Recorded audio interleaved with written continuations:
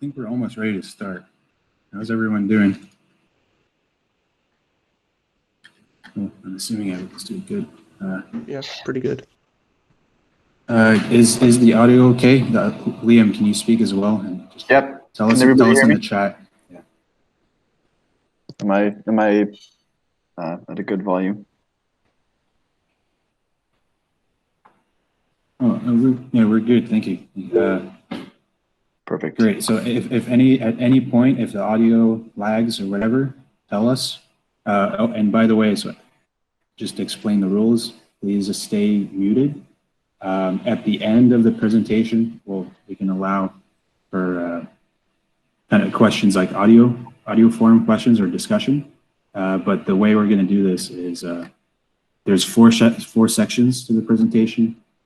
And after every section, we'll open it up to questions. But you can write down questions in the chat during the presentation, write down your question about the current section, and we'll answer it at the end of the section. Okay? Because we have a lot of stuff today. Yeah.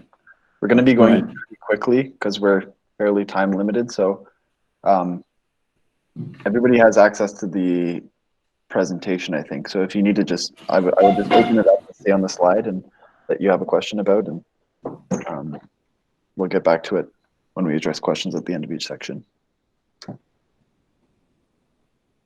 And if you really have a question that you don't want to forget, you can also write it down now. And then if by the end of the presentation it hasn't been answered, then you can ask it also at the end. Okay, so everyone is okay with that? Anything unclear?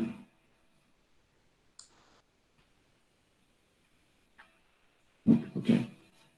And please stay muted till the end. Again, I'm repeating just so that there's no audio lags and stuff. And if you have a really complicated question that you want to ask, then you can just write part of it in the chat and then ask us to unmute.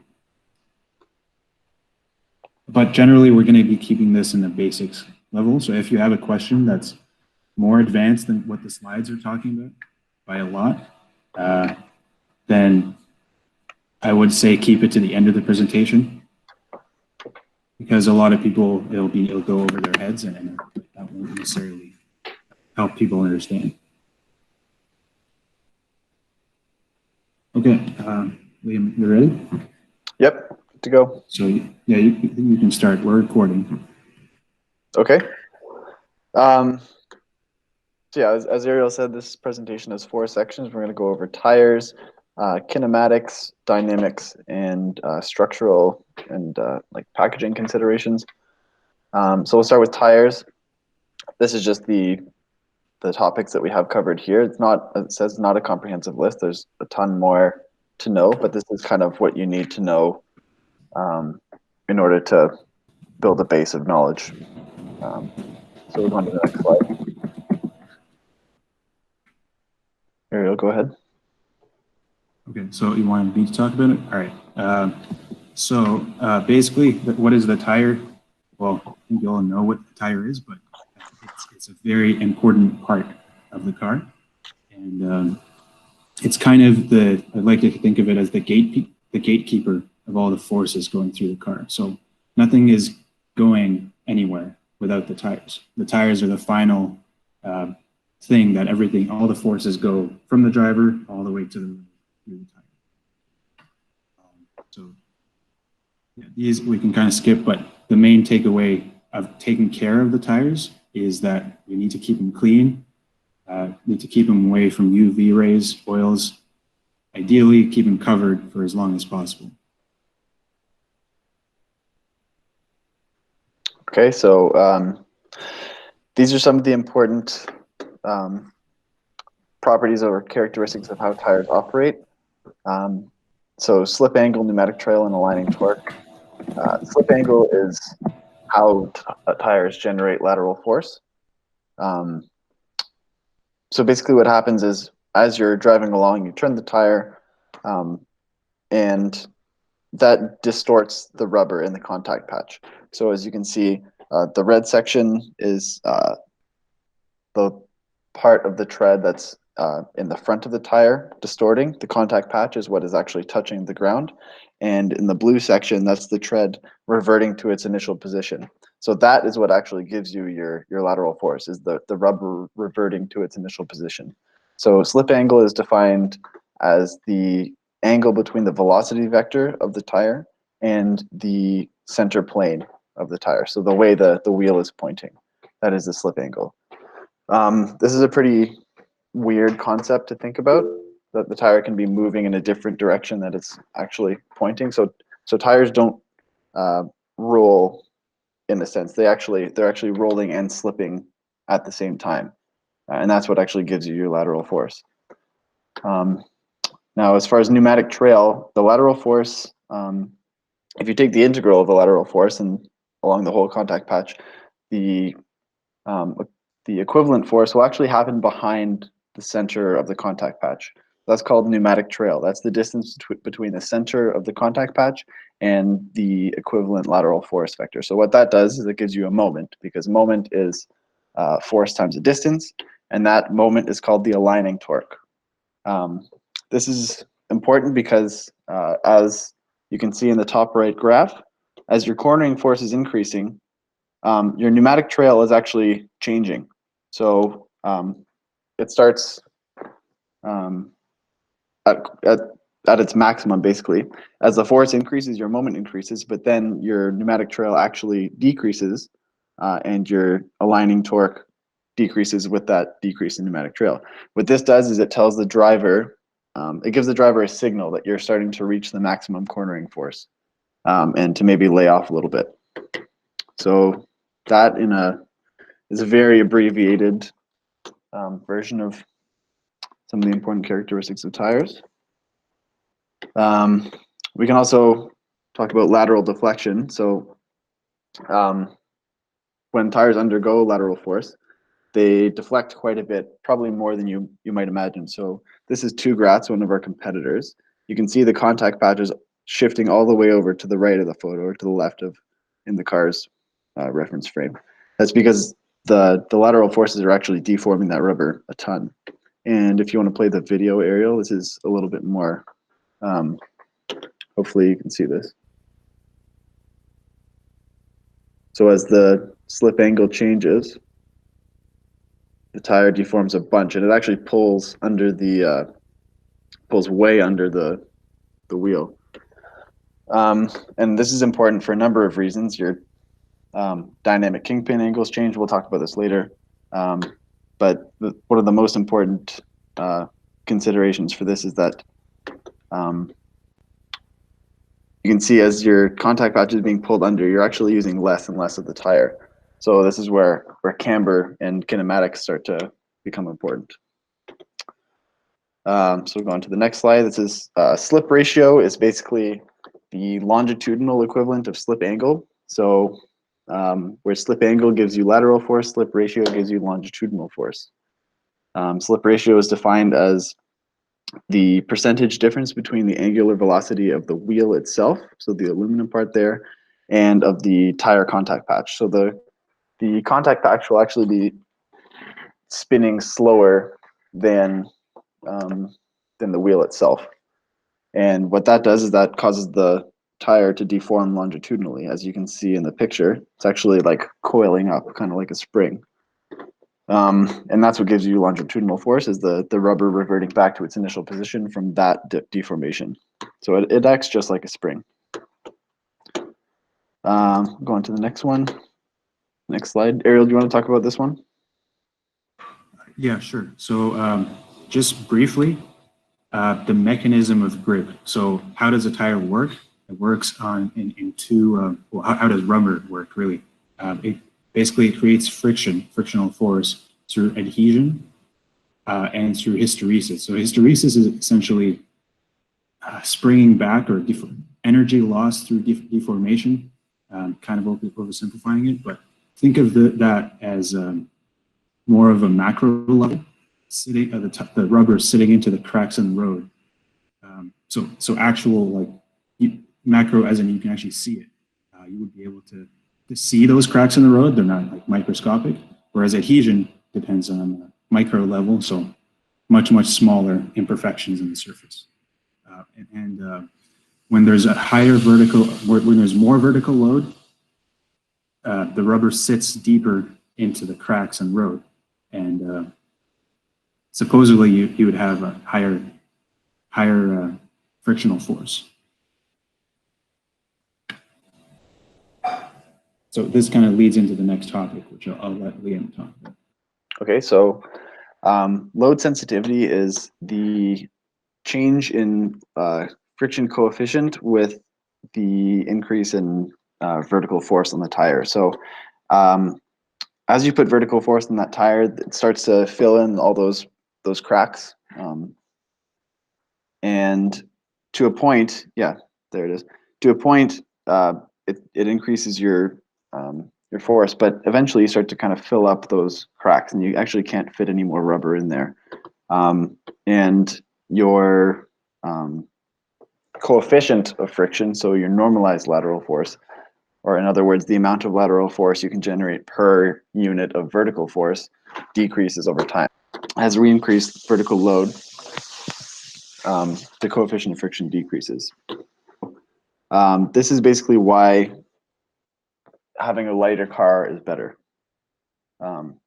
Because as you can see, if you're operating with less normal load on a given tire, you actually get more coefficient of friction out of it. So it gives you more cornering force, or more cornering force potential, I guess, more longitudinal force potential, increases your acceleration, increases lap time, decreases lap time rather.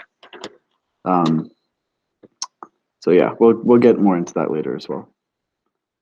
So now we'll go on to camber. So when you're talking about tires, camber actually doesn't make sense. Camber is a kinematic property of a vehicle. When you talk about tires individually, you actually talk about inclination angle, because there's no positive and negative. So when you have when your inclination angle changes, basically inclination angle is the angle between the vertical and how the tire is oriented. So if you look in the diagrams there, when it's referenced to a car, if it's positive camber, the bottom of the tire is pointing towards the car and the top is pointing away from the car. What this does is when you have a cornering situation, your outside wheel, we have that distortion of the rubber towards the car because we're cornering, and that force distorts the rubber, which pulls the contact patch under the car, and that decreases the effective contact patch that we're actually using. So in panel 1, you can see it pulling, and in panel 3, you can see we're using very little contact patch. With neutral camber, you're using your full contact patch when you're not cornering at all. But then when you start cornering again, you're going to pull that contact patch under the wheel, and you're going to lose a little bit. However, when you have negative camber set statically, you're not going to be using your entire contact patch in like just a straight line. But as soon as you start turning, your outside wheel, which is doing most of your work, will start to use its full contact patch as it deforms the rubber and pulls it under the wheel. So again, this is on the right, some TTC tire data that we processed. This is with the same tire, same load, same pressure. The only thing that's changing is the slip angle and the inclination angle. So at 0 degrees and 2 degrees, the curves are kind of similar, but then you can see there's an offset at 0 that's called camber thrust. That's not hugely important for the basics, but it's something to know about, look into if you're interested. But you can definitely note that at 4 degrees inclination angle, we're starting to see a drop in the coefficient of friction. And we suspect that there's probably a peak somewhere at 1 degree, but there is actually no resolution for that in the test. They only do 0, 2, and 4 degrees, so we don't have the data for that. So we'll go to the next slide. So this is one of the transient characteristics of tires. It's called relaxation length. And that, okay, so yeah, Rob, we'll get to your question at the end of the section. So relaxation length is a transient characteristic of a tire, and that means transient means you're not in a steady state. So you're going from one state to another over time. So what this curve is showing is the blue curve is our slip angle, the red curve is our lateral coefficient, and the yellow curve is velocity. So what's happening on the test machine here is the tire is turned with respect to the road, and then the road starts to go. It starts to turn and rub against the tire, and then you can see there's some offset between when the road is turned on and when we start to peak our lateral coefficient. So we have the road starts at time 2.04 and 262, and we peak at 263.6. So there's about a second or two delay there between when we actually start moving and when we start to peak. So what this is analogous to is the driver turns the wheel, and then there's some delay between when he turns the wheel and you actually start feeling the force pushing you into the corner. So that's called relaxation length. And obviously you want a shorter length to give you better steering response and a whole host of other things. But that's the main one, is steering responses. Shorter relaxation length is better. This is important to note. You want to know like what kind of temperature windows you're operating in normally at competition. And we actually looked at this was actually the reason that we chose the 16-inch tires over the 18-inch tires this year, is because most of our events are very short. We don't actually get a ton of heat into the tires in an acceleration or a skid pad, because we're only operating for a few seconds. So the 16s actually heated up a lot quicker and got into their optimal coefficient of friction range more quickly. So if we go to the next slide, this curve is coefficient of friction versus tire temperature, and this is for the tire that we actually use, the 16 by 7.5 R25B. You can see this is actually not very temperature sensitive, so it operates at very similar coefficient of friction through a very wide range of temperatures. So this is useful for us. It's better for drivability. It's better for tire wear over time, and it's better for predictability for the drivers and for going through a whole endurance with fairly constant performance. The other tire that we were looking at, the LC0, actually had quite a peak, so it was much more temperature sensitive. So we'll go into modeling. Basically, modeling, the point is to try and find a mathematical description of the behavior of the tire. So there are a number of different models you can use. You can use a linear model, which is basically just taking that section towards the middle of the curve, approximating it as linear. And that one is good for if you're only using small slip angles. So like if you're in a road car, you're generally operating at fairly small slip angles the whole time, so that might be sufficient. You can use an exponential model, which better approximates this, but it can't actually capture degradation of the coefficient of friction over slip angle. And the industry accepted one is a magic formula by Pajeka. And this is what pretty much any good modeling software will use. A lot of teams use this. And this is basically a big collection of sinusoids or tangent functions that very nicely describe this kind of linear zone peak and then degradation of tire performance with slip angle. Some questions? Okay. So Jaw says we want negative or neutral camber. Well, that depends on what situation you have. So let's say for the rear wheels, you might want something a bit more neutral, because if we have a rear wheel drive car, so when you have neutral camber, they're going to operate better in longitudinal conditions. So you probably want somewhere closer to neutral in the rear with maybe a bit of camber gain so that you can still get that lateral performance. But generally, you don't want to be positive at any point. That's never really beneficial. Rob says, slip is bad since it's power that's not being transmitted, so ideally slip angle should be minimized. That's not a bad way of looking at it. Slip angle is definitely energy dissipation. So the more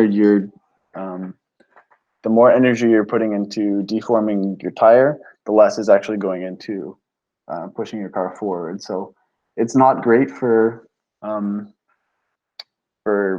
let's say F1 cars. They probably operate at very small slip angles because drag is such a huge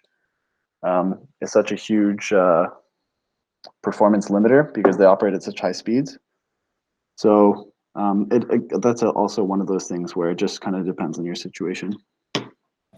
Just to add to that, like a very little slip angle is very difficult for the driver to utilize.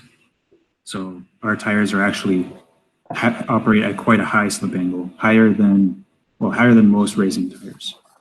But there's different tires for FSAE that have either more or less slip angle, so it's a design consideration for sure.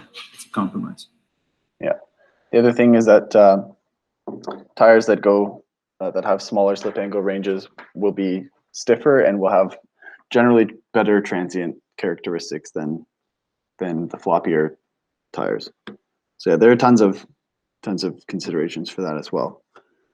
Is it possible to change camber during a race? I guess theoretically, yeah, you could design some kind of actuator on your upper ball joint that changes your static camber as you go, but usually, I don't know. I've never heard of that in practice, I don't think. How can we make relaxation length shorter? Well, that has to do with construction of the tire. So once you have the tire, you can't do anything about it. It's just a property of the tire.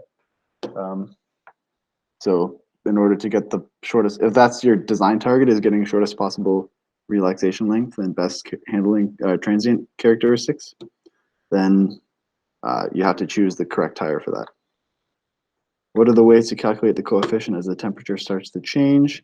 That would be a pretty complex modeling problem, I think, trying to model that. So this is all done by empirical data. So the Tire Testing Consortium actually supplies us with all this data, and we just plot it. Can we explain the difference between downforce and vertical load? What makes one desirable and the other not? Well, downforce is just adding to the vertical load on the tire. So what makes downforce desirable is that you get more vertical load and thus more lateral force without having to increase the mass of your car. So that's hugely beneficial. That's why race teams spend so much time developing their aero and kind of make compromises everywhere else to optimize their aero packages. So yeah, so downforce is just adding to your vertical load. There's no difference between them. Would camber also be important on an inclined track? Also a concave, convex track surface? Yeah, definitely. I guess if you're on an inclined track like a bank track, you're going to have less roll in your corners, so camber is probably not as important. But you can also, like, say you have a stock car or something, you could tune your inside and outside cambers differently. So yeah, there are a lot of considerations for that. Just one thing I wanted to add, based on the slide that I'm on right now, is the picture on the right, top right, is from the tire testing facility at Calspan. So that facility tests a whole bunch of different tires. There might be a possibility for visiting them. Well, probably it would have been maybe this summer or next summer. And yeah, Erica and Daniel, I think, came with us to visit them 2 years ago. And the data they produce, we purchase the rights to use it, and it's not allowed to be shared anywhere. So that's why if you see pictures here, we're not allowed to share this data with anyone because it belongs to them. We have the rights to use it, but not to share it. So I think we can move on to the next section. Yep. So since we're a quarter of the way through, we're probably going to go through some of these slides a little bit quicker. But so section 2 is kinematics. So this is, we'll talk about angles and roll centers and jacking and these kind of things. So we'll move on to the next slide. This is just the typical types of layouts that you'll find in cars. Solid axle, swing axle, McPherson strut, double wishbone. We use the double wishbone layout. But we'll go through this quickly, so you can look up the other ones on your own time if you want. Kingpin, inclination angle, caster angle, camber angle, and toe angle. These are very important for steering and handling characteristics. So caster angle, if we look at the tire from the side, that's the angle between the steering axis and the vertical. So steering axis in a double wishbone layout would be an imaginary line drawn from the upper ball joint to the lower ball joint.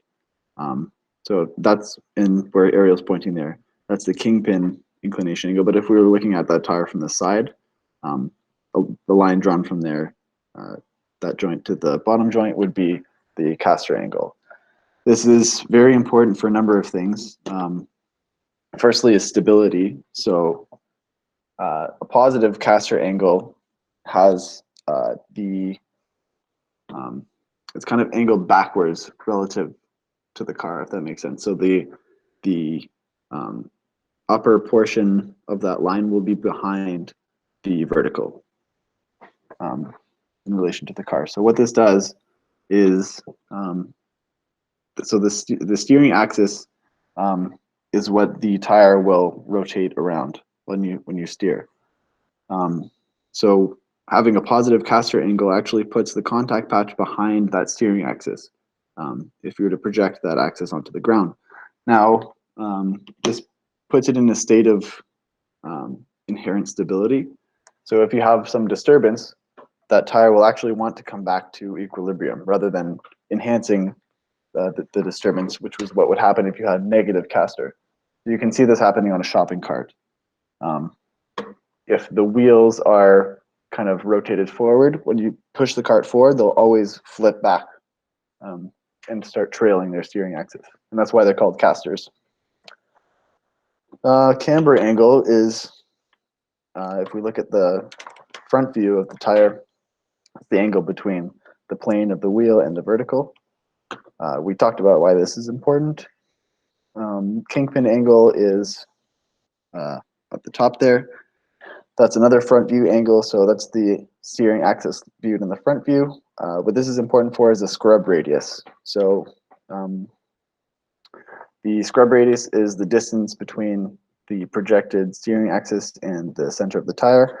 And if you have some scrub radius, when you turn the tire will actually rotate around that axis, and it'll, instead of scrubbing the whole way, it'll actually roll a little bit.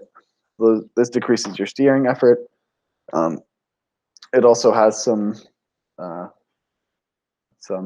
implications for loads on your components when you brake. And also camber gain in steer. So caster and kingpin both contribute to your camber angle when you steer. This is a little bit, yeah, there's a good picture of it so that you can see the camber is very drastically changed while this car is steered, this Baja. So that would probably be a result of a ton of caster rather. So you can see the outside wheel has gained a ton of negative camber and the inside wheel has gained a ton of positive camber. We didn't talk about toe angle in the last slide, but I can just briefly explain it here. Toe is if we're looking down on the tire, the angle between the longitudinal axis and the plane of the tire, the center plane of the tire. This is also a stability consideration as well as drag and tire wear. If you have more toe angle, you're going to have more drag and more tire wear in places you probably don't want it if it's too excessive. But also, you want a little bit of toe out in the front and a little bit of toe in the rear for stability purposes. This again just puts you in a state of inherent stability because your driven wheels will tend to push your car back to a stable state rather than if you have toe out in the rear, you're going to tend to have a bunch of oversteer, which is an unstable state. So we'll move on. So camber gain happens with both steer. Okay, I guess, yeah, we can just talk about this quickly. Camber gain happens with both steer and with travel. So you can actually tune your suspension links, the relative lengths of the links to give you a camber curve that works for you. So if your top link is actually a lot shorter than your bottom link, you're going to have a bunch of camber gain as your wheel goes up. And the opposite is also true. So this is an important consideration when you're designing the kinematics of your suspension. So you need to get that in conjunction with the steer camber gain right. Otherwise, you're going to have a pretty weird car to drive. Sorry, go ahead. So just to add very briefly that the that camber gain is basically as the car rolls in the corner, let's say it rolls 2 degrees in the corner, then now you have to actually compensate for those 2 degrees. Otherwise, you would end up with 2 degrees of positive camber. So think of camber gain as camber compensation. And you can look into this much more in detail on Google. We just don't have time to fully explain. Yeah, that's a good point. The other thing I wanted to add is that camber is from those curves that we showed you. It's actually not a huge effect on lateral performance until you get to kind of ridiculous angles. So I would focus your efforts kind of minimally on this and more on controlling toe, because as you have a tiny little bit of toe angle, that can actually mess with your lateral performance a lot. So the gradient of lateral coefficient with respect to toe is much greater than with respect to inclination angle or camber. So we'll move on. Yeah. The only thing with camber would be one thing would be to minimize. If you get it slightly wrong, then you can actually have a lot of tire wear on the outside of the tire, and then eventually you'll end up with a tire, or to the other way on the inside, and you can end up with a tire that's worn all the way down in one spot. So you've got a garbage tire that still has technically a bunch of life left. So you want a reasonable camber design will minimize that aspect. Cool. So we'll move on. So talk about roll centers and jacking. Roll center, as some of you probably have learned in mechanics and machines, or you will learn in that class, is the instantaneous center of a linkage. So it's a point around which all of the links are at that moment rotating. Now, this is important because it determines a bunch of things about car handling. So you can kind of think of it as the point to which the tire forces actually point. So as you can see, you're going to have some kind of vertical component in that tire force. If you draw a line, follow those red dotted lines. What this does is it gives you a jacking effect. So as your let's say you take a turn, your car starts to roll, the lateral force actually acts through this red dotted line. You have a vertical component to that force that actually tries to lift the chassis. And this will always happen if your roll center is above the ground. So it can be a bit of a dangerous phenomenon. As we can see with this is a what did we say this was, Ariel? A Triumph, I think. A Triumph, yeah. A TR6 or TR7. Yeah, so that's a bit of an extreme scenario, but yeah. So a few old cars had this effect with the swing axle geometry. So in the rear, as they start to corner, they get a jacking effect, and the tire starts to actually roll under the car and lift that part of the chassis up. And the Corvair is one of the more famous examples that would actually roll when this happened. This is a video of that.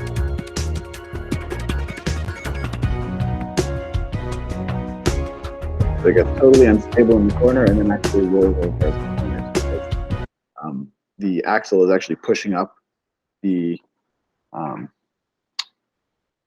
whole car basically. So super unsafe. Other considerations of the roll center are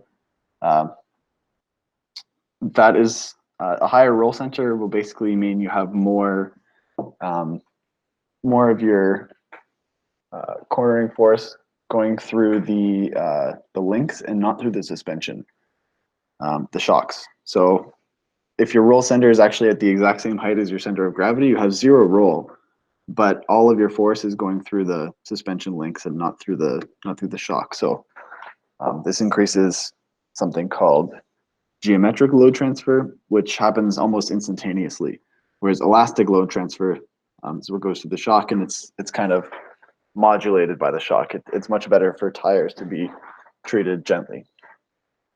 And that happens when you have your load transfer going through the shock and not through the links. So that's another important consideration. Do you want to add anything, Ariel? I'll just say that there's a really great article on this. If you Google search, well, we're going to cover load transfer in the next section, so don't worry if you don't understand it yet, but maybe just if you want to look into this, there's a really great article you can Google search.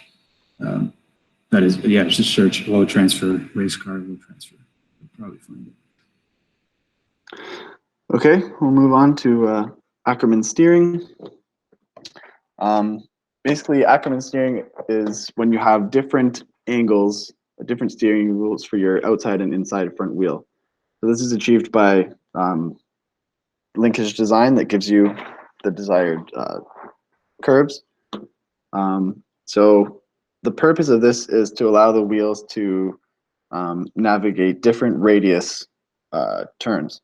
So as you can see, if the center of gravity is taking a turn of radius r, the inside wheel will be taking a turn of approximately r minus whatever is half the track width, and the outside will be r plus half the track width, approximately. So in order to actually navigate that turn without scrubbing, the inside and outside wheel have to be on at different angles. So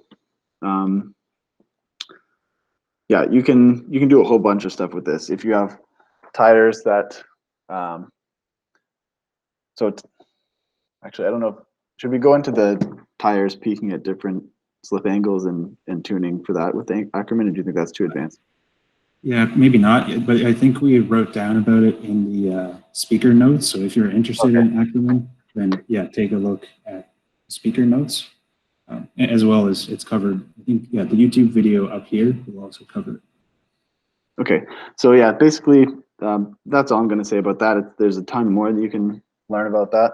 It's very interesting. All right, so steering lock. Oh, actually, Ariel, do you want to talk about this one? You added this one. Sure. Yeah, so this is fairly quick. This is a mechanical consideration.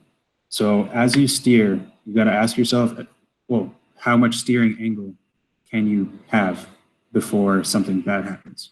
And also, well, what is that something that happens? So you can see here that you've got the wheel would be sitting right there, and it's steering so much that for one, it's actually hitting the A-arm, but that is actually preventing it from doing something much worse. And that's something that's something worse is the linkage is actually going to start to lock out. And that's called a mechanical singularity. So you can see, imagine that the A-arm is not there. What's there to stop the steering from just continuing to steer? And that's not within the driver's control. So if you were driving this car, you would steer all the way to the hairpin, you could let go of the steering wheel, or well, you would try to steer back. The wheels would be locked in that steered position.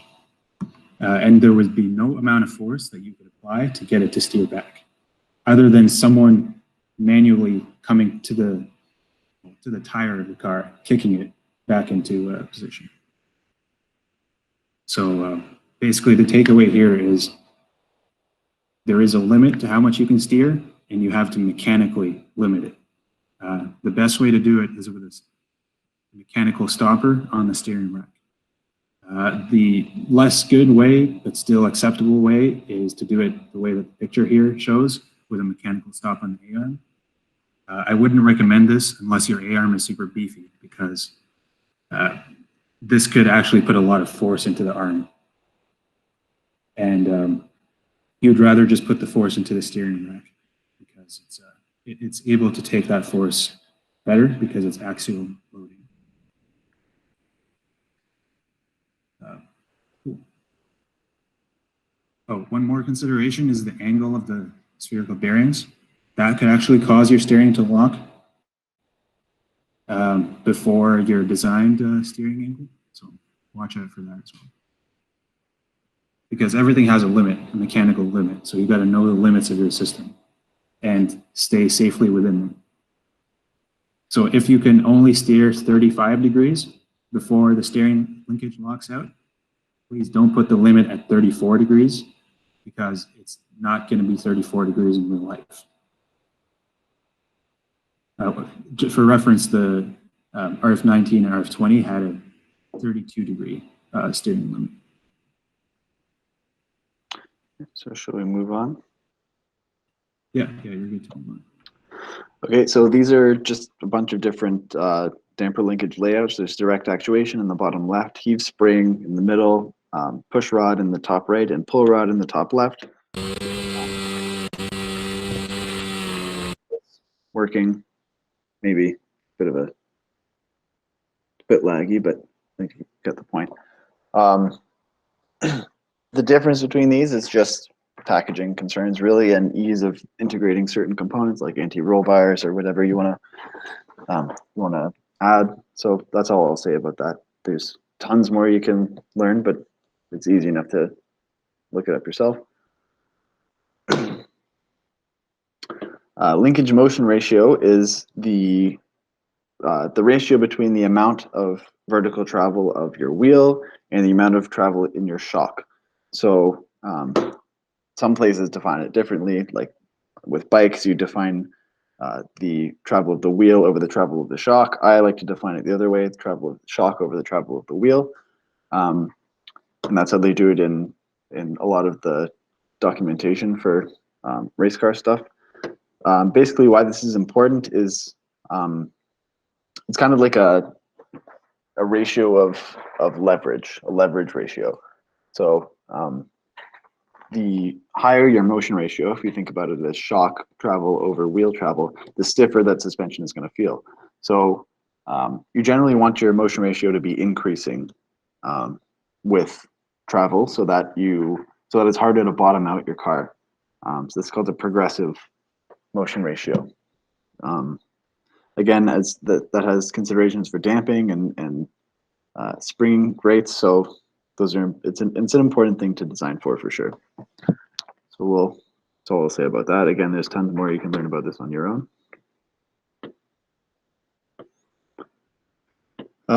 Now, when the motion ratio reverses, or when you have an inversion of the linkage, this is kind of the same thing Ariel was talking about in terms of steering inversion. So as you can see here, in the left panel, we're at static, and you can kind of see what's going to happen, right? The bell crank is going to turn, the shock is going to go with it, and the whole thing is going to just kind of collapse on itself. As you can see in the right panel, that's exactly what happened. The push rod is now pushing, and now we're actually pulling on the shock. So it's not really doing anything. This is horrible for all the components. This is going to destroy your suspension. Avoid this at all costs. All right, structural concerns for linkage design. I guess the most important is you want everything to be in plane. What this does is it decreases bending moments and weird torsions and stuff on your bell cranks and your bearings. It keeps your bearings in their correct alignment rating. It reduces the forces in your components. And it's just overall a good design practice. Keeps everything in their optimal, I shouldn't say optimal, but in their best, I guess, mechanism of loading. So bars like to be loaded axially, not in bending or torsion. Same thing with bolts and bearings and all that kind of stuff. So it also makes it easier to predictably tune your motion ratio, because when you have bending, you inevitably have compliance and stuff starts to act how you don't expect it to.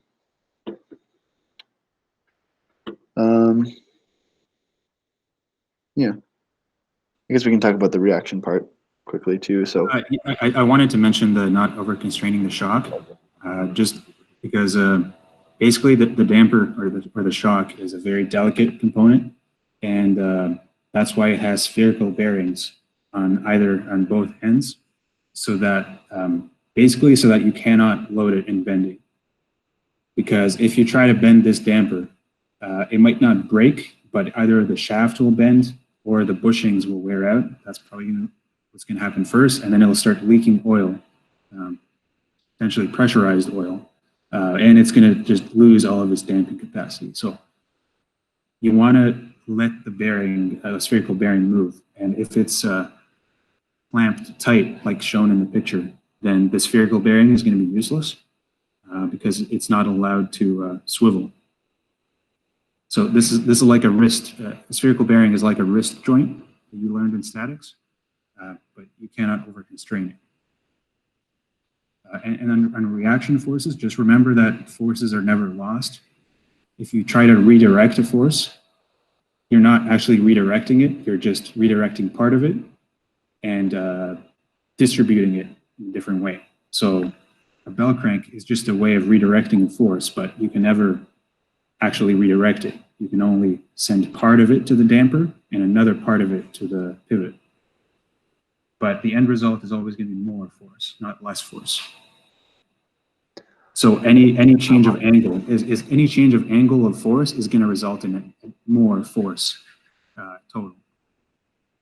So here the force is actually doing almost a 180-degree turn.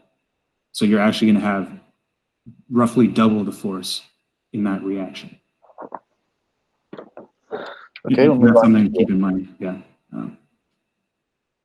Move on to bump steer. I'm going to just very briefly talk about this.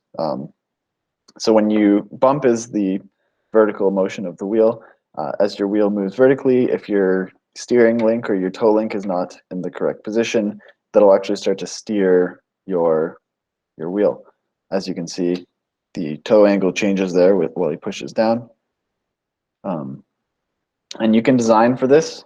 You can design to actually have bump steer help you a little bit, but it's a bit of a weird thing to design for and for driving as well.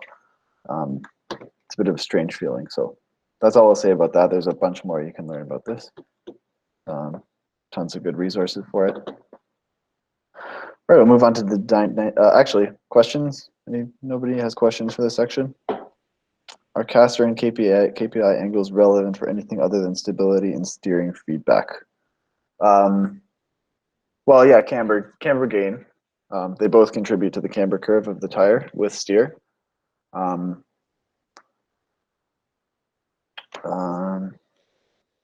Steering feedback, like, I mean, I assume you're including steering effort and steering feedback. So I actually didn't talk about the mechanical trail influence of camber or caster angle, but that's something, if you're interested, you can look up. But not really. Yeah, that's a good question. Any other questions? Anyone else? Because we're gonna, once we move on, there'll be questions about the next section. So there is no optimal suspension in steering geometry. To answer your second question, Matthew, it's just whatever works. There is no answer, and that's a question the judges will ask you sometimes. There is no right answer. There is only what works and what doesn't. And But the way we gen- get to the way we get to a good setup is usually by designing for some adjustability and tuning for it on track. But you can get close with like suspension kinematics software or even SolidWorks. and as a simple kind of approach, think of the design approach as a compromise. You're trying to make the suspension work for many different use cases. So longitudinal acceleration, lateral acceleration, in which there's braking and there's forwards acceleration, tight corners, wide corners. So you think of these scenarios and then you try to balance something out in between them. Yeah, a good approach that a lot of teams use is designing for a skid pad, and if you got that right, chances are your car is going to behave pretty well in all the other events as well. Okay, so we'll move on to the next section, dynamics and control. So this is what we'll talk about here. Go to the next slide. All right, CG locations. Yeah, and the bullet points here, CG is the height is probably one of the most important performance indicators.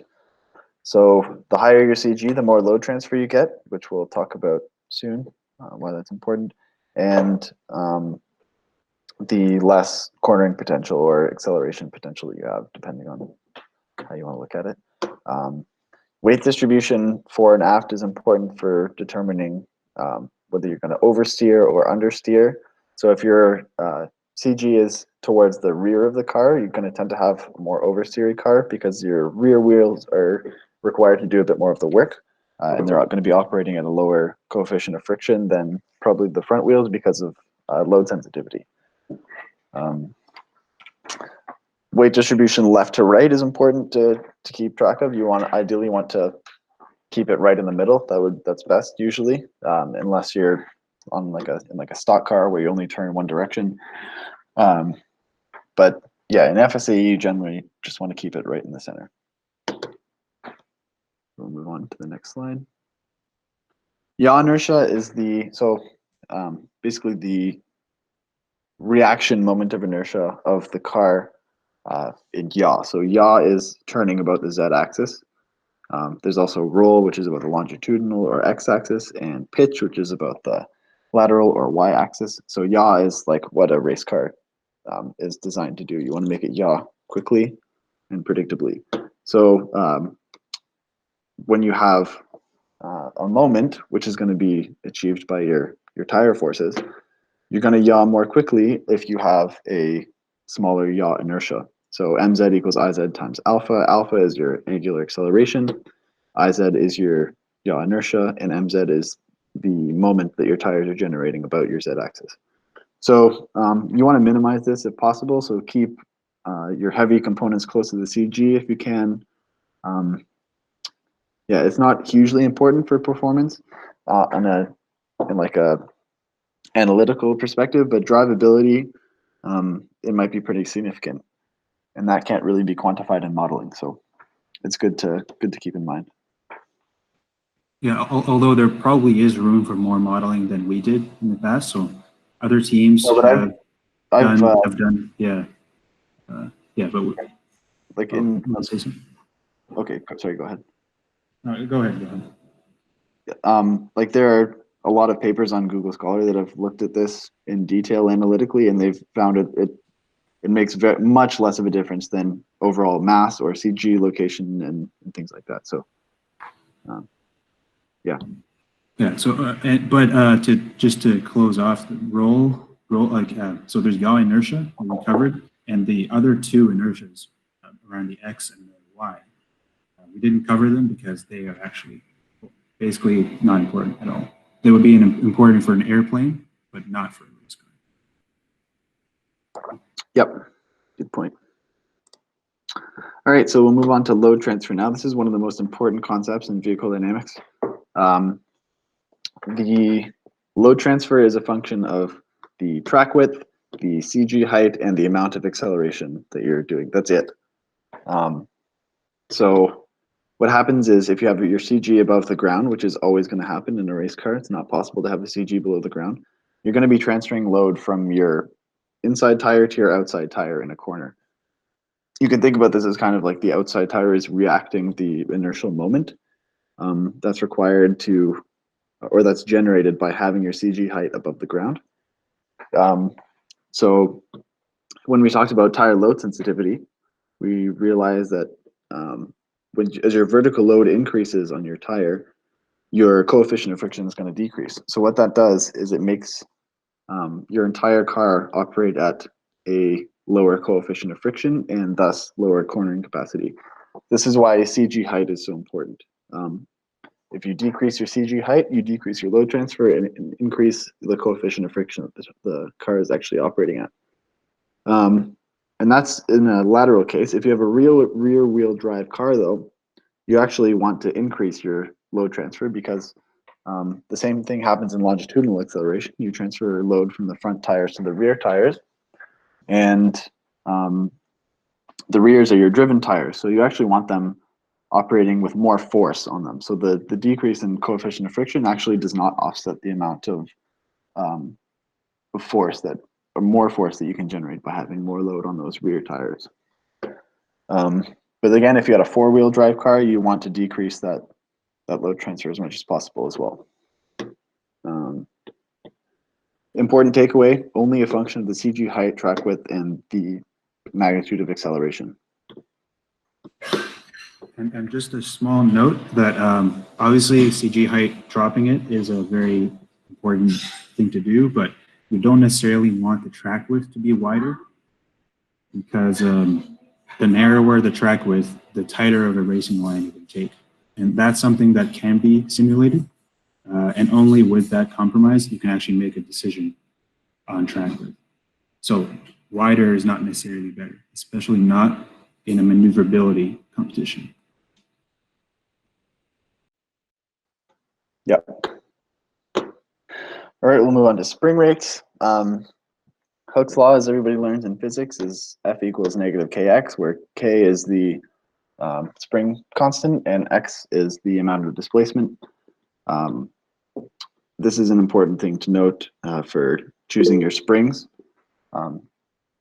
And basically what you want to take into consideration when you're choosing your springs is your ride rate, which we'll talk about in a second.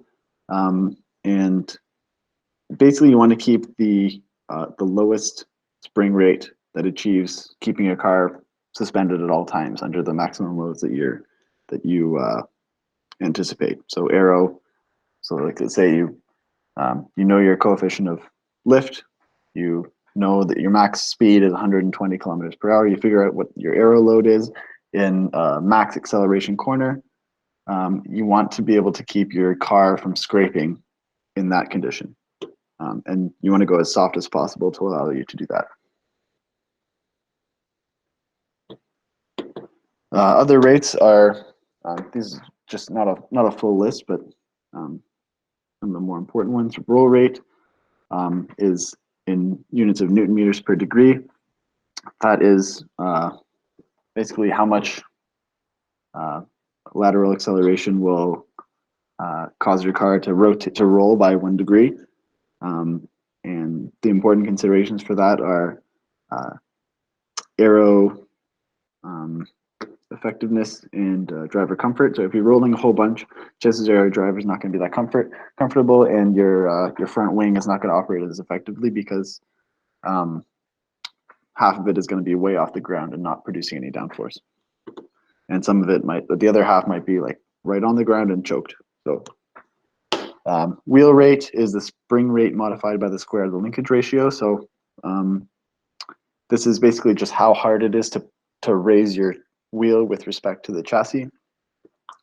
The tire rate is thinking about the tire as a spring in the vertical direction.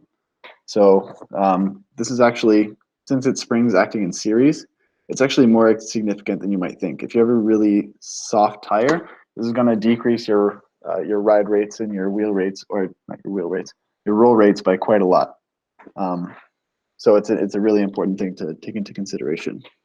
And then your ride rate is your wheel rate in series with your tire rate.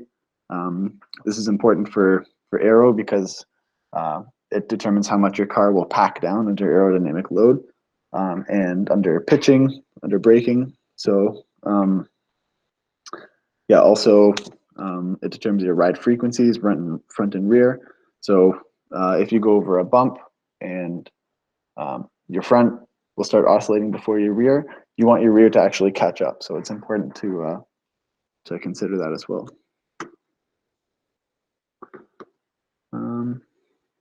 Okay, move on to damping. So springs store energy as strain energy in the spring steel or whatever you're using, and dampers dissipate energy in the form of heat from fluid friction. So that's the important distinction between them. Dampers operate as a function of velocity, and springs operate as a function of position.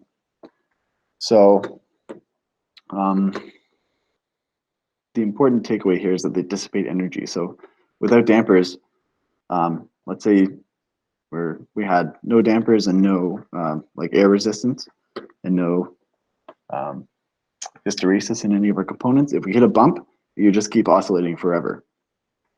So imagine going down the highway in your Toyota Sienna or your like your family minivan. You hit a big bump, you're going to oscillate like 1 or 2 times at least. And that's not ideal in a race car. So you want to dissipate that that oscillation energy as quickly as possible for the driver and for your aero devices. This is basically zeta is your damping ratio. So it's a function of the mass, the spring rate, and the damping coefficient. And that's like the little zeta equals 0, zeta equals 0.1. Y of t is your oscillation or your motion position function, and omega t over or omega nt is just your what do you call it, phase. So as you can see, when you have a damping ratio of 0, this basically means you have no damping happening whatsoever, and this is going to oscillate at its full amplitude forever. As soon as you add a bit of damping at 0.1, you can see it kind of fizzles out over time, but very slowly. That's going to be like that's kind of what a passenger car will look like, 0.1, 0.2. But you can see that, importantly, at 0.7, we reach our steady state value first. That's going to be your fastest response as far as damping ratio is concerned. And once you get to 1, that's called critically damped. And as soon as you go over 1, that's called overdamped. So you're actually going to take a long time to get to your steady state value, but you're not going to oscillate at all. We can move on, I think. All right, handling characteristics. Yeah, this is a kind of a pathetic excuse for a comprehensive list of handling characteristics. There's so much to consider, but we'll just talk about understeer, neutral steer, and oversteer.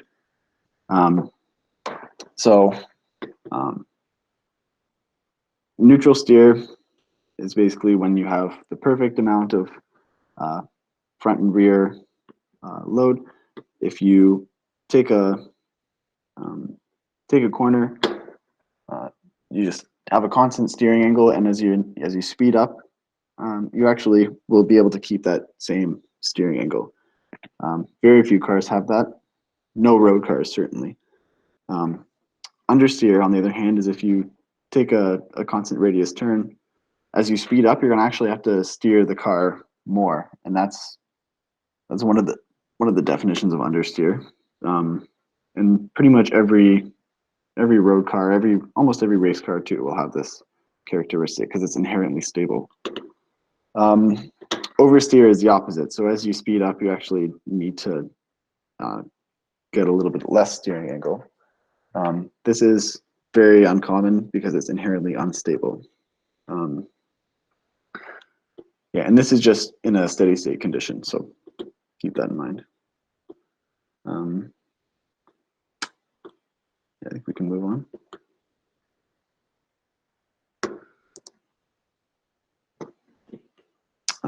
So we talked a little about stability, and we were talking about caster angle. This is an important concept to know. So a stable system tends to return to equilibrium after you have some kind of disturbance. So imagine you hold a pencil from the top and just like let it hang there. That's a stable condition. So you're holding it above the center of gravity. Marginally stable system is going to basically oscillate around the equilibrium state forever. So if you have a pencil suspended from the center of gravity, you disturb it. If you have no damping, it's just going to keep oscillating forever. And an unstable system tends away from the equilibrium point. So if you have a pencil balanced on its tip, the tiniest push is going to cause it to fall over, and that's unstable. So this is analogous to negative caster or oversteer or forward CP on a race car. CP is center of pressure. So lapsing and modeling. These are things that I think we need to do a bit better on RFR as far as VD is concerned. Right now we use optimum lap, which is a point mass lap time simulation. Basically, you just put in some vehicle parameters, input a track, and it tells you how fast that vehicle will go around that track.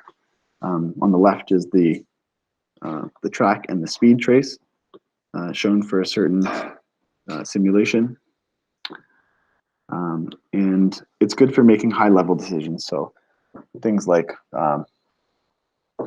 figuring out your lateral coefficient of friction sensitivity. So how much decrease in lap time do you get per unit increase in lateral coefficient of friction, aerodynamic coefficient of lift, coefficient of drag, these kind of things, vehicle mass. So it's good for making those high-level sensitivity decisions. But if you want to get into the more realistic modeling of your car, you actually need to make a vehicle model and simulate that for either specific maneuvers or going around a track. So you can turn a vehicle model into a lap time simulator as well, and it'll just be a bit more accurate.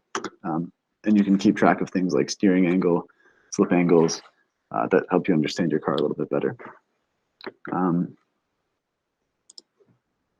Yeah, so anybody have questions about that section?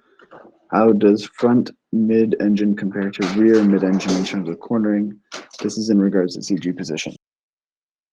Yeah, I guess I can just take over explaining real quick. So basically, with a CG towards the front of the car, the front tires would be loaded more relative to the rear, so they would have a lower coefficient of friction.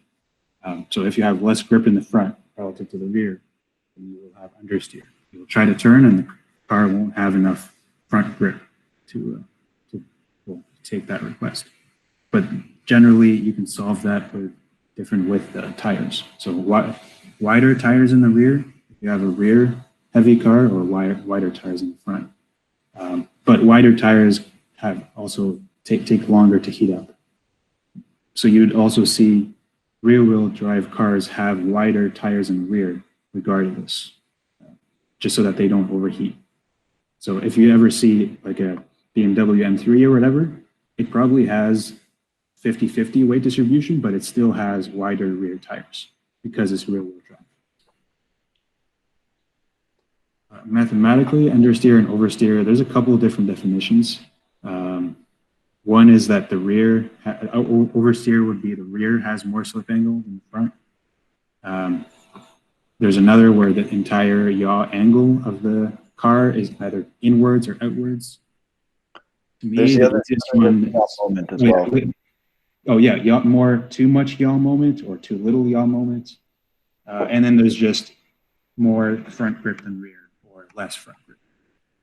So all of those kind of are technically correct, but depending on who you ask. So yeah, the last one is a bit more hand wavy typically. Like that's what you say to beginners, whereas if you want to go more in depth, you need to read something like Race Car Vehicle Dynamics or some of the Optimum G tech tips, another Optimum G papers to look at it in a more mathematical sense. Like you can talk about things like understeer gradient, which is the slope of that understeer curve that I showed you.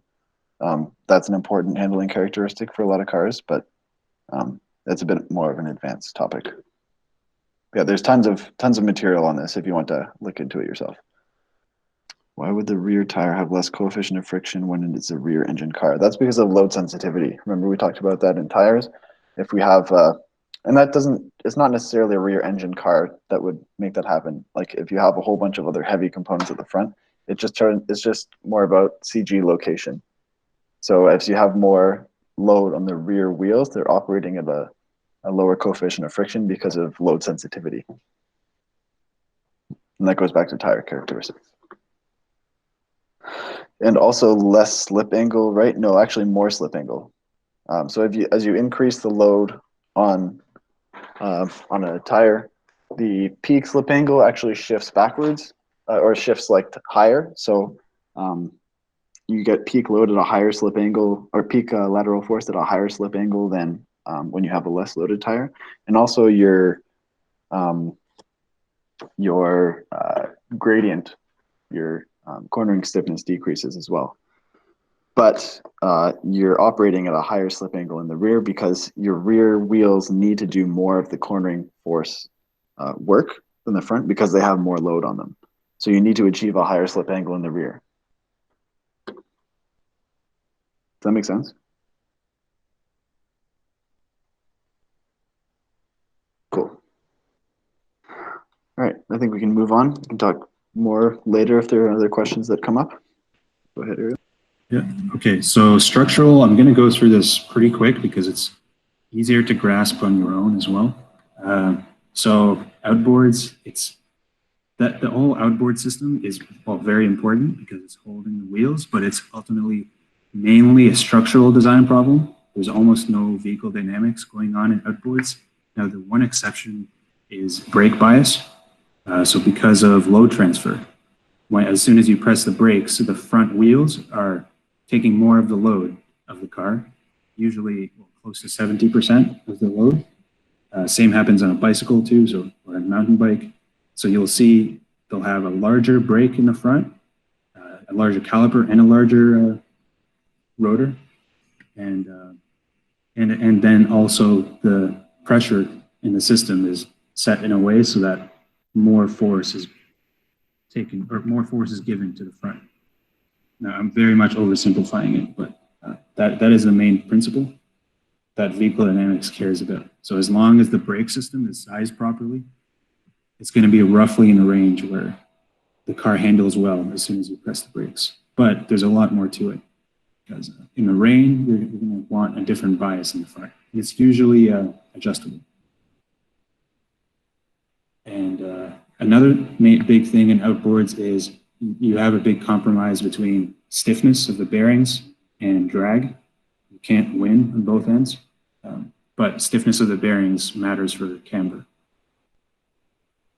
Packaging, I'll go through very, very briefly. The frame and the uprights, or the frame is kind of, well, a lot of people really like the frame. It's the first thing they look at when they see the car, but really all it's doing is holding everything together. It's just a bracket. So it has no real consequence in vehicle dynamics unless it's not stiff. So you have to hold everything together rigidly and compactly. Same as the upright. It has no vehicle dynamics consequence as long as it's stiff.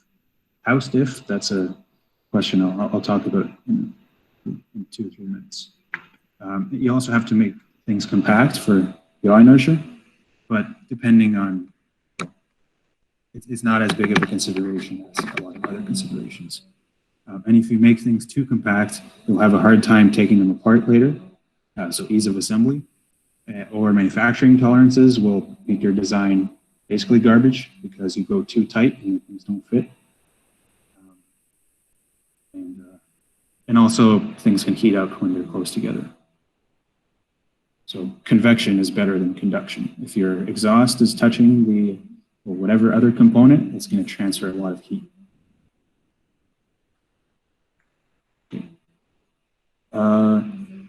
Yeah, so here's a very common structural failure.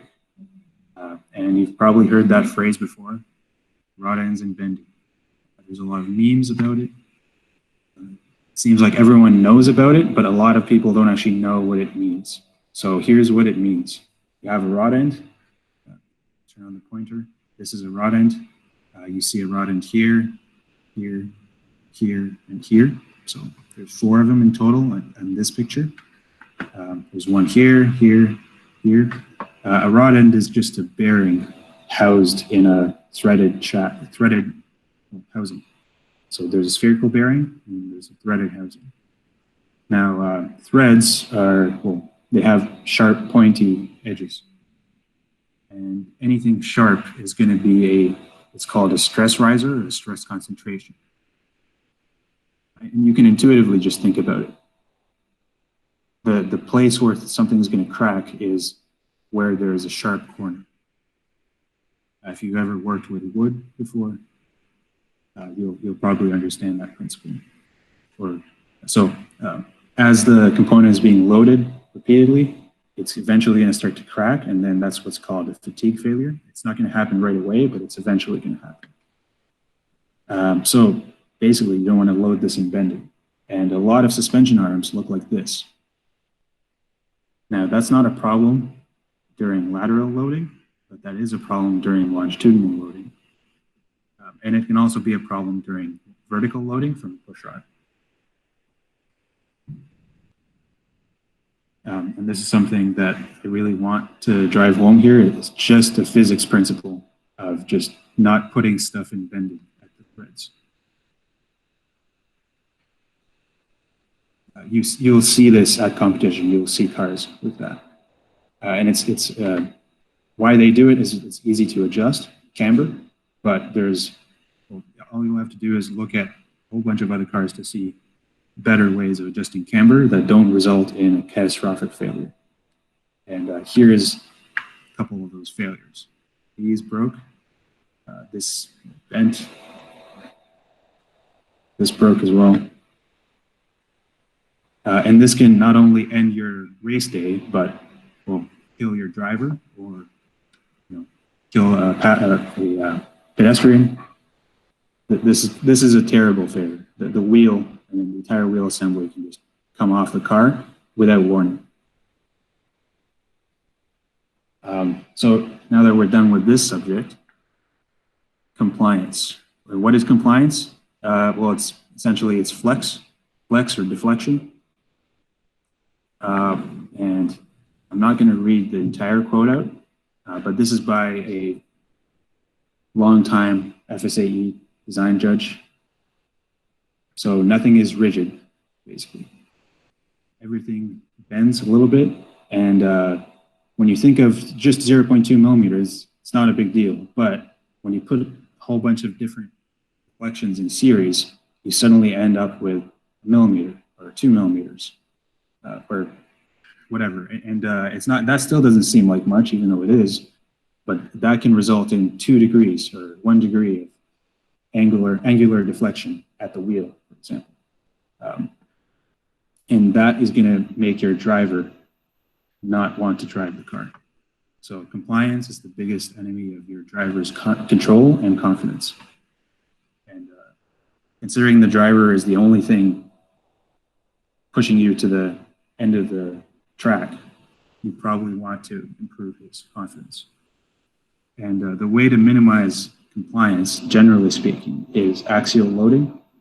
So loading in line with the axis of the component, loading in line with where all the material is, basically, to minimize bending, and eliminating as many bolted joints, or making sure they're really, really tight tolerance-wise. But if you can eliminate a bolted joint, that's even better. Liam, do you have something to add to this slide? No, I think you covered it. Okay. So come back to this again later, please, everyone, because many teams screw this up, and it's actually super simple. And I'm going to drive the point home a little bit further with some stuff. You'll understand it more. So this is a non-straight member loaded. Well, it is loaded axially, but the material isn't axial. So it's going to take bending. And it is a two-force member, but it's an ineffective two-force member. Just make everything straight if it's possible. Single shear. So if you look at a bolted joint, you can either have two faces on either side, so a face on either side of the bolted joint, or you can have just a single face taking all of the shear. So here, one face, here there's two faces. This is not bad necessarily, but it is worse than double shear. And the reason is bending. There is a delta D here, so there is a bending moment. As long as the material is designed to account for it, you're okay. But generally speaking, the material you're using can be very thin otherwise. And if you take a really thin material and load it in bending, you're going to have a hard time. If the material is thick anyway, for other reasons, then you can potentially look at single shear because it's easier to assemble. But so don't think of it as bad every time, but it's going to be bad most of the time. And there are a bunch of single shear joints here. So this one. A lot of these are bad. Pretty much the only here. Well, it's not exactly a single shear joint, but it's something that's taking bending. This one is terrible. This is a steering linkage with a whole bunch of spacers underneath it. This one is acceptable because the material looks adequate to handling the bending.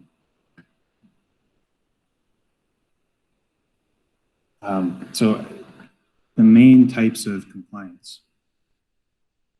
You have front toe compliance, and the consequence is vague steering feel and vague response.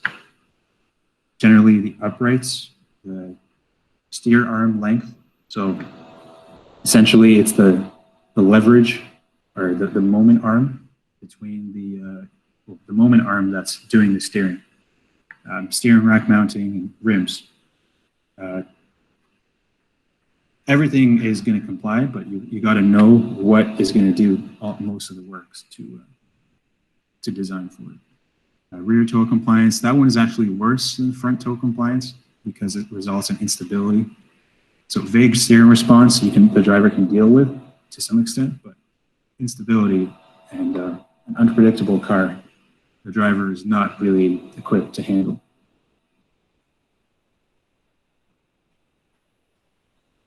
Camber compliance, that one you can technically deal with just by designing for it. So if you know you have camber compliance, then you just give the car a little bit more static camber. And as long as you accounted for it, well, it's very hard to exactly account for it. That's why you have adjustable camber. But generally, you can't minimize it down to zero. So you just design for it. The rim can potentially contribute to half a degree, even more.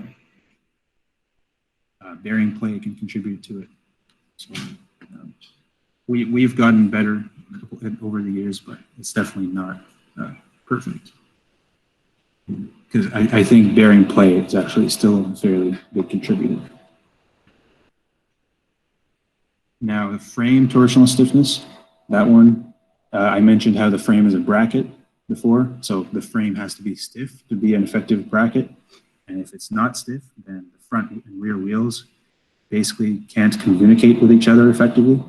Suspension is, the frame is acting as suspension, but it has no damping, so it's unpredictable.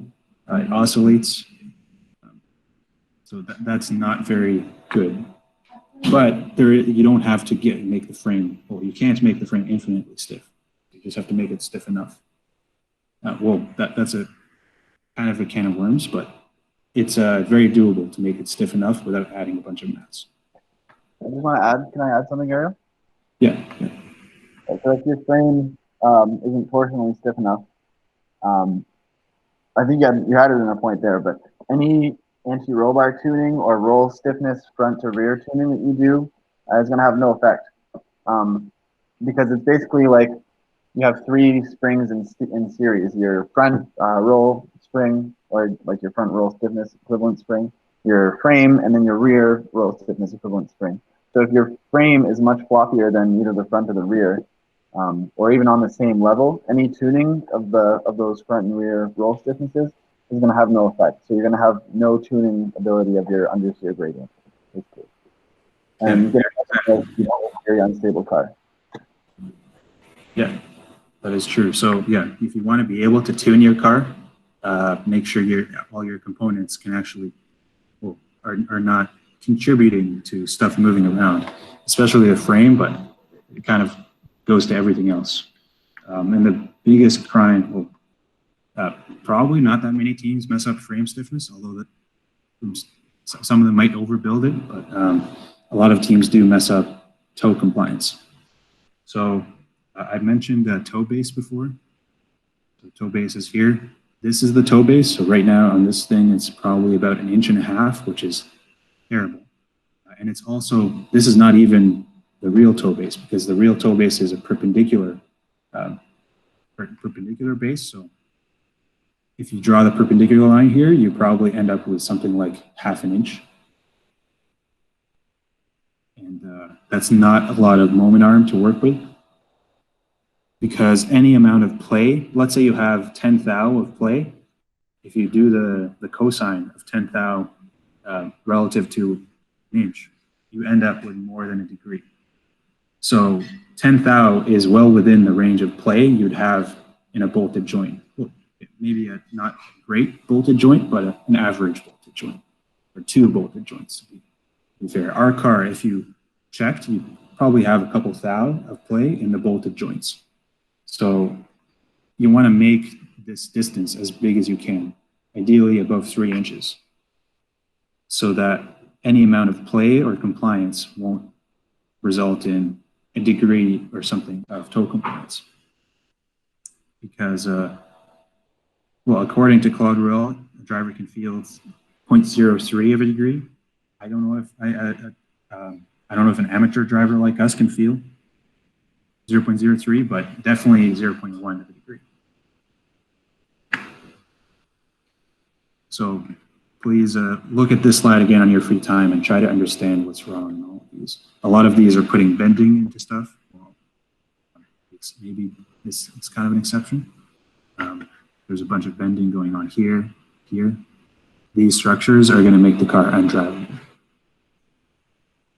Axial loading is what you need, and a wide toe base.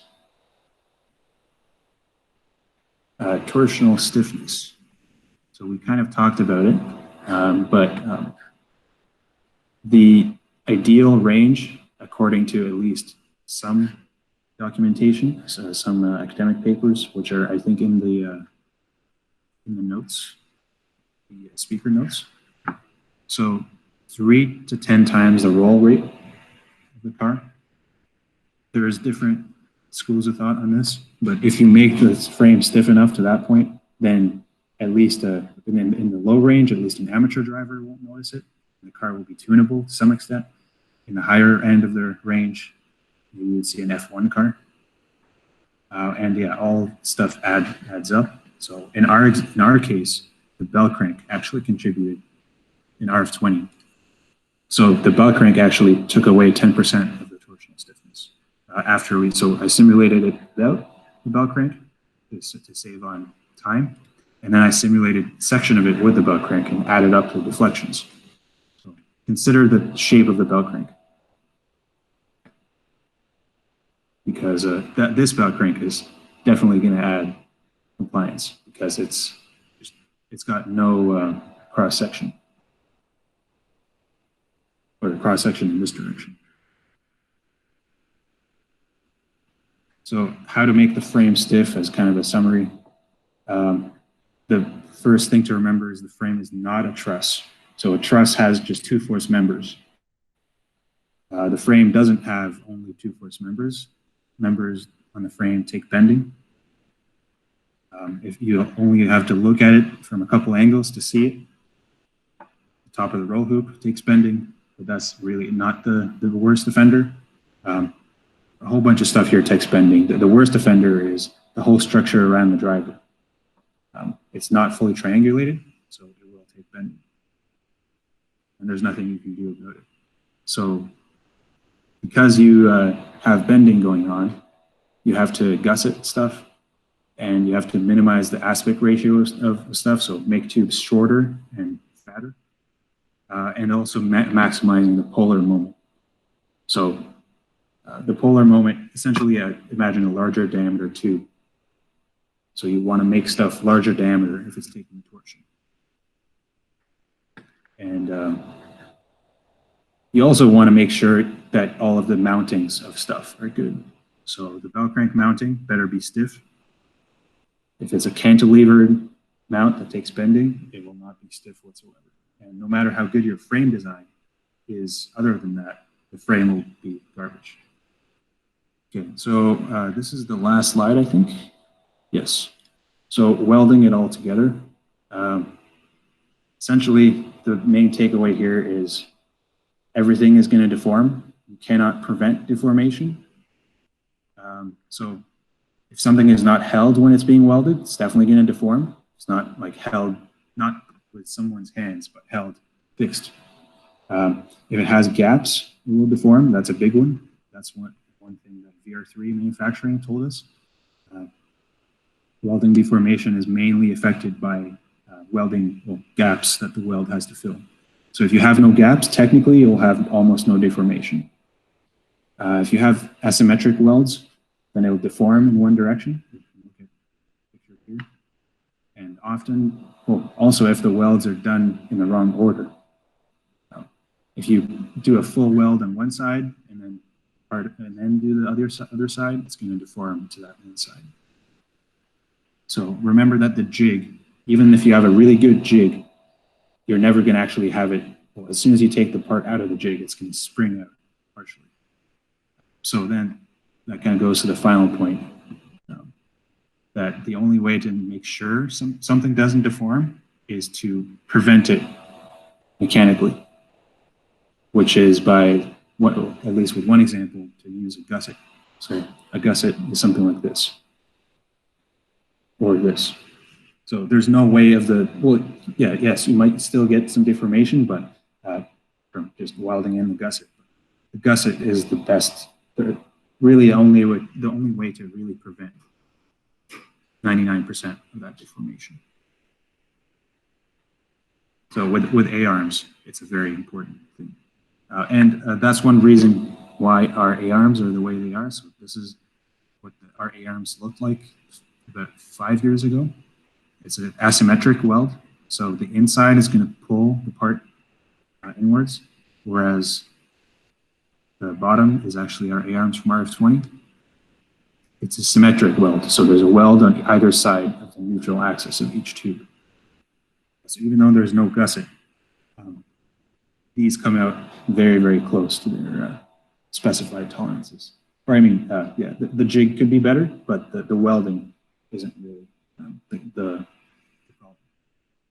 And the last thing is that 4130 chromoly gets brittle after it's welded. You can, the only way to truly fix it is to heat treat the material, and that's a whole topic that you can look into. And you can also weld the filler material that we used is ER70S6, which is slightly weaker, but also more malleable. So Lincoln Electric, on their website at least, they say that if you use that filler material, you don't have to heat treat. So if any design judge tells you that, oh no, the frame has to be heat treated because it's made of 4130, then I would say this is a good enough answer, although it might warrant more investigation. This is about it for the structural section, so we're now done the presentation.